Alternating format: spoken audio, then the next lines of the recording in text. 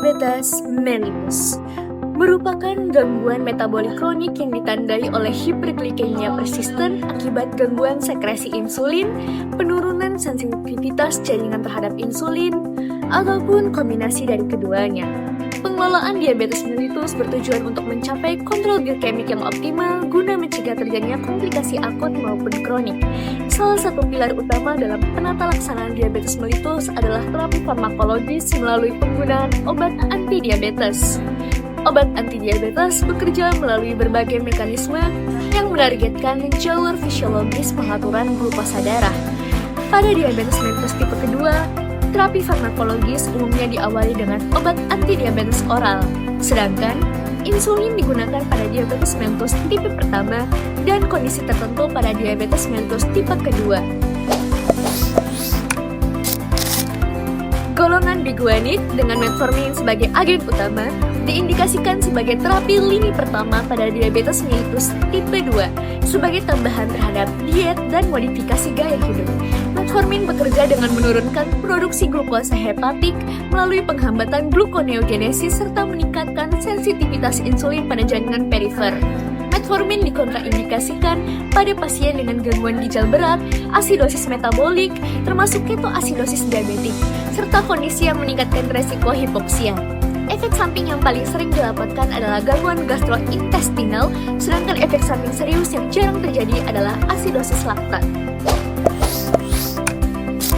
Golongan sulfonylurea seperti glibenclamid dan glimepirid diindikasikan pada diabetes mellitus tipe kedua dengan fungsi sel beta pankreas yang masih adekuat. Obat ini bekerja dengan merangsang sekresi insulin melalui penutupan kanal kalium sensitif ATP pada sel beta pankreas. Sulfonylurea dikontraindikasikan pada diabetes mellitus tipe 1, ketoasidosis diabetik, serta gangguan fungsi hati dan ginjal berat. Efek samping utama yang perlu diwaspadai adalah hipoglikemia dan peningkatan berat badan. Meglitinid seperti repaglinid juga diindikasikan pada diabetes mellitus tipe kedua, terutama untuk mengendalikan hiperglikemia postprandial. Mekanisme kerjanya serupa dengan sulfonylurea, namun memiliki onset kerja dan durasi kerja yang singkat. Meglitinid dikontraindikasikan pada diabetes mellitus tipe 1, ketoasidosis diabetik, serta penggunaan bersama dengan gemfibrozil. Efek samping yang dapat terjadi meliputi hipoglikemia dan gangguan saluran cerna ringan.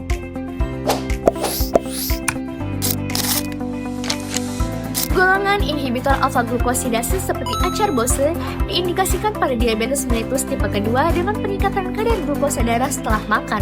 Obat ini bekerja dengan menghambat enzim alfa-glukosidase di mukosa usus sehingga memperlambat pemecahan dan absorpsi karbohidrat. Acarbose dikontraindikasikan pada pasien dengan penyakit usus kronik, obstruksi usus, serta gangguan pencernaan berat. Efek samping yang paling sering muncul berupa flatulensi, distensi abdomen, dan juga diare. Golongan inhibitor dipeptidopeptidase 4 atau biasa disebut DPP4 seperti sitagliptin diindikasikan sebagai terapi tambahan pada diabetes mellitus tipe kedua untuk meningkatkan kontrol glikemik. Obat ini bekerja dengan meningkatkan kadar hormon inkretin endogen sehingga sekresi insulin meningkat dan sekresi glukagon ditekan secara bergantung glukosa. Kontraindikasi utama adalah hipersensitivitas terhadap obat. Efek samping yang dapat terjadi antara lain infeksi saluran napas atas dan dalam kasus yang jarang pankreatitis akut.